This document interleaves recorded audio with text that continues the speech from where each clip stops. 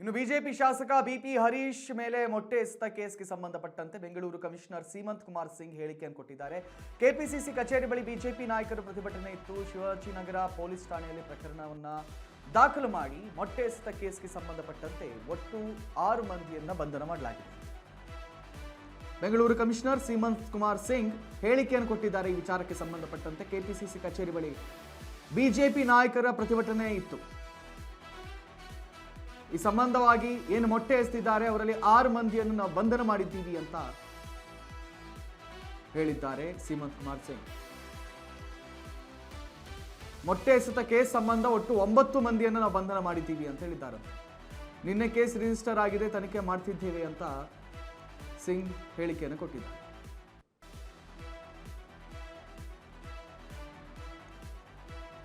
ಅವ್ರ ಮೇಲೆ ಮೊಟ್ಟೆ ಎಸೆದಿದ್ದ ಒಂದು ಪ್ರಕರಣ ದಾಖಲಾಗಿತ್ತು. ಸಂಬಂಧಪಟ್ಟ ಎಲ್ಲ ಒಂದು ಡೆಲಿಗೇಷನ್ ನಮ್ಮ ಆಫೀಸ್ಗೆ ಬಂದು ಒಂದು ಮನವಿ ಕೊಟ್ಟಿದ್ದರು, ಅರ್ಜಿ ಕೊಟ್ಟಿದ್ದರು, ಒಂದು ಕಂಪ್ಲೇಂಟ್. ಆ ಕಂಪ್ಲೇಂಟ್ ಆಧಾರದ ಮೇಲೆ ಕೇಸ್ ರಿಜಿಸ್ಟರ್ ಆಗಿದೆ. ಅದರಲ್ಲಿ ಟೋಟಲ್ ಇಲ್ಲಿವರೆಗೆ 9 ಜನ ಅರೆಸ್ಟ್ ಆಗಿದೆ.